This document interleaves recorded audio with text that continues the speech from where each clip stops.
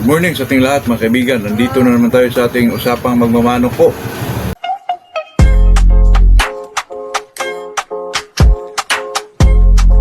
Bago natin umpisahan ito mga kaibigan ay shoutout muna tayo kay kay Giovanni Kumita, Cebu City, Midas Diaz from Supidin, La Union. Ay itong pag-usapan natin mga kaibigan itong tungkol sa inbreeding po kasi may nagtanong sa atin mga kaibigan kung paano daw gawin ang inbreeding po. Itong inbreeding mga kaibigan, ang posisyon ng inbreeding po ay ito po ay ginagamit kung ikaw ay magpapuro ng isang strain mga kaibigan. Kasi ang isang strain mga kaibigan ay talagang composed of, ang iba ay 3 bloodline, 2 bloodline. Ang posisyon po dito mga kaibigan katulad ng ang pinapapuro mo ay isang limon. Ang limon, ang makeup po ng isang limon mga kaibigan ay Butcher, Hatch, Claret. Aling bloodline man doon na bumubuo ng isang limon po, yun ang kunin mo kaibigan para gawin mong pang-inbreed po. Ibig sabihin mga kaibigan, pakastahin mo sa inahin, tapos sa offspring, ibalik mo ulit. Ang posisyon ng inbreeding mga kaibigan, ibalik mo na 3 bisis po, 7-8. Ang iba dyan ay mag-brother-sister meeting. Yung iba naman, ay na po, yun lang ang ginagamit nila mga kaibigan. Pag 7-8, okay na po, kahit hindi na mga kaibigan, brother-sister meeting po. Yung 7-8 mga kaibigan, ay yun po ang pangatlong balik mga kaibigan. Kasi ang iba, katulad ng kay Lancel Lature, yung mga busto niya, umabot po yun mga kaibigan ng 15-16, 31-32, ibig sabihin mga kaibigan, pang-4 na balik, pang-5 balik po.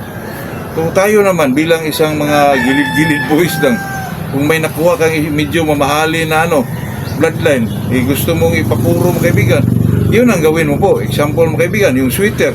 Ang make-up ng isang sweater mga kaibigan ay half yellow ligid hatch, half kilso po. Alin man sa bloodline na yun na bumubuo ng isang sweater mga kaibigan, yun ang gamitin mong pang-inbreed mga kaibigan. Yun po, kasi naman itong mag-inbreed mga kaibigan, kung ikaw ay pumapasok sa inbreeding, kung mag-inbreed ka, ay ito po ay hindi basta-basta mga kaibigan. Kailangan po mag-research ka through social media.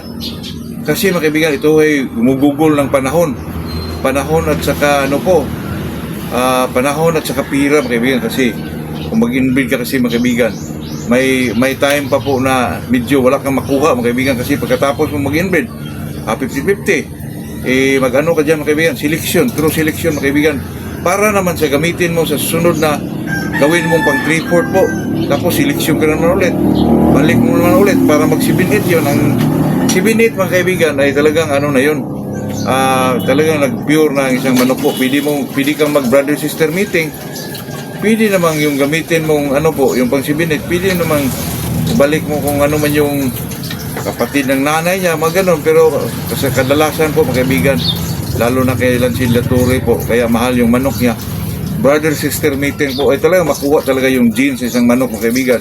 Ang problema lang doon, ang daming lumalabas na deformities mga kaibigan. Deformities, ibig sabihin po, yung mga mga kaibigan, mga abnormalities na lumalabas sa isang manok, yung medyo ngiwi yung paa, yung medyo kuba, yun ang mga resulta ng deformities mga kaibigan. Kaya ito pong inbreeding mga kaibigan, hindi ho basta-basta po na gawin to. Ang nagtanong sa ating mga kaibigan, boss, kung wala daw tayong tinatawag na bloodline na bumubuo ng isang pwede bang kahit anong manok lang? Naku mga kaibigan, mahirapan kayo doon. Pero kung sweater ang manok mo, maghanap ka lang ng medyo kakulay niya, bandirado, medyo basag yung niya, yung dito sa hakil niya, para naman pag pakasta mo ay talagang sweater na sweater ang dating ko. Lalo na pag ang ginagamit mo ay talagang may mga palo talaga, talagang makuha din ng isang bloodline mga kaibigan. Kasi pagdating ng pangatlong balik doon ay talagang makuha na ang genes ng isang manok mo. Kaya makita mo sa ibang breeder mga kaibigan at talagang uniform ang manok mga kaibigan. Pare-pareho ang pare-pareho ang away, pare-pareho ang kulay. True inbreeding yan mga kaibigan. Hindi naman ako naniwala. Siguro kasi kay Dink, iba din yung kay Dink balik sa lulo, balik sa first cousin, mga ganun ang kay Dink mga kaibigan Talagang iba din ang posiso po. Pwedeng balik sa auntie niya o sa uncle niya, mga ganun kasing bagay ba mga kaibigan.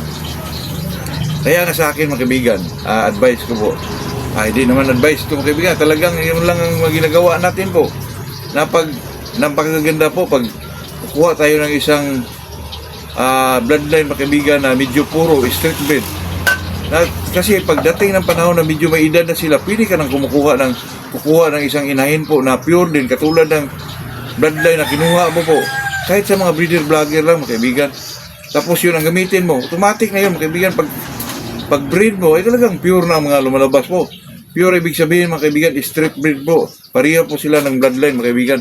Kaya makuha mo talaga ang genes ng isang manok po na katulad ng iyong kinuha. Kasi ngayon mga kaibigan, alam mo po, na medyo mahal na po ang isang katulad ng pure Golden Boy, katulad yung sa akin, napakamahal na po mga kaibigan. Nagre-range yan ng mga breeder vlogger lang 20,000. Sa mga big time breeder ay nagkakahalaga yan ng 35,000 to 40,000 po. Kaya sa atin mga kaibigan, medyo mahal po. Kaya kung sumubo ka ng mga kaibigan, inbreeding, nako, baka umabot din sa presyong ganyan po. Kasi makuha mo yung isang genes sa isang manok po ay talagang sa pangatlong balik mga kaibigan. Pabalik-balik, pangatlong bisis para talaga makuha yung dugo ng isang manok po na hinahangad mo na mapuro din siya mga kaibigan. Yun lang mga kaibigan, talagang napaka ng proseso dyan. Pero bilang isang magmamanok po, kung gusto natin itry mga kaibigan, ay subukan natin para naman malaman natin kung ano ba talaga yung inbreeding po. Kasi ito namang inbreeding mga kaibigan, hindi naman ako sasagot yan kung medyo wala tayong alam po. Kasi medyo mahirap yan. Baka magbigay ka ng ganong estilo na pamamaraan, tapos hindi pala suitable sa mga, lalo na ang inanuhan mo ay medyo baguhan. Ako, kawawa naman yung mga kaibigan, kawawa naman yun. Kasi pag Google ka talaga ng panahon at saka presyo talaga mga kaibigan, yung pira po. Kasi hindi ko basta-basta yung mag-inbreeding ka mga kaibigan. Pag mag-inbreeding ka, talagang mag-research ka po. Kahit sa social media mga kaibigan, talagang makuha mo doon, lalo na doon sa mga ni Sir Juicy, Jeff Gagalak, yung talagang mga big time na mga kaibigan ba, magbigay ng tip talaga. Di katulad sa atin na magbigay lang tayo kung talagang alam natin. Pero yung mga tao ngayon mga kaibigan ay talagang talagang smart talaga. Kung pag-usapan ay mga manok mga kaibigan, ako saka nauna sa atin yan, mga taong yan. Kaya respeto tayo dyan, kasi lalo na dati mga kaibigan, yung mga programang Sagupaan kay Patrick Antonio dati pa, every Sunday po, yung Tukaan kay Imoy Gorgonia, yun talagang matuto ka mga kaibigan kung manood ka palagi sa kanilang segment mga kaibigan. Totoo yan. Hanggang ngayon Sir Dewey pero wala na yung Sir Dewey mga kaibigan, parang dindelete sa YouTube po. Sayang po kasi napakasarap po pakinggan yung conversation nila, lalo na yung mga big time breeder din na samahan nila, katulad ni bilang Peter Oy, yung mga si Chua. Talagang ma-enjoy ka mga kaibigan, para ding alam mo lahat pag makinig ka po, lalo na pag ang in-interview nila ay medyo dayuhan mga kaibigan, yung mga Amerikano. Nako, parang alam mo rin kung ano yung mga pinanggalingan ng isang bloodline po. Totoo yan. Napakalaking tulong mga kaibigan pag palagi ka nakikinig sa kanila po. At itong si Lancil Latore, kung in-interview nila mga kaibigan, talagang sabihin mo, ganun pala yun. Diba? Kasi itong isang magmamanok ka mga kaibigan, yung mga information na nakuha mo, talagang magagamit mo rin yun mga kaibigan, lalo na sa mga bloodline ng isang manok po. Para mas maganda rin kung malaman natin kung saan galing, kung sinong breeder talaga ang nag-umpisa dyan, para naman enjoy tayo sa ating pagmamanok po. Kasi ito magmamanok tayo mga kaibigan, tapos wala tayong alam din kung ano mga pinanggalingan yung mga bloodline na yan, parang wala din mga kaibigan. Itong mahilig tayo sa social media, kahit makinig lang tayo dun sa mga medyo na nauna sa atin, ay idol talaga natin si Sir Juicy po. At saka kung magbigay ng informasyon, kung mag-interview, ay talaga walang kayabangan mga kaibigan. Yung lang talaga, yung mga informative lang talaga na i-discuss nila mga kaibigan. At tayo naman bilang isang magmamanok, sa baba lang tayo, magilid-gilid boys, makarinig tayo ng ganyan mga kaibigan. Mayroon din tayong medyo mga knowledge din mga kaibigan na pwede natin may apply din natin sa ating munting manukan, kahit mga ganito lang po, pero alam din natin yung kaibigan. Ay katulad ng magkondisyon ka ng manok, yung about moisture mga kaibigan. Ako, dati wala akong ganun mga kaibigan, pero ngayon iba na po ang sabo ngayon mga kaibigan. Kailangan mo talagang ano yan, anong tawag dyan mga kaibigan, kailangan mo talagang makinig o manonood sa mga medyo may alam talaga, yung mga nauna sa atin mga kaibigan. Respeto naman tayo sa kanila po.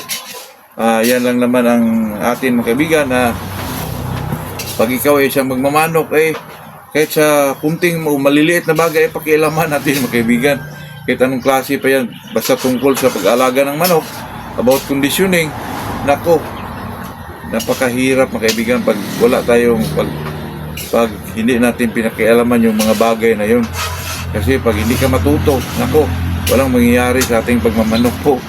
Ito lang mga kaibigan, ito'y talagang usapang magmamanok lang. Bilang isang magmamanok, may bigay din natin yung mga healthy nga informasyon sa ating mga kaibigan po. Ito naman, informasyon lang. Hindi tayo nagtuturo o nagbigay ng tip. Informasyon lang na galing din sa ating mga kaibigang magmamanok po. Good morning sa inyong lahat po.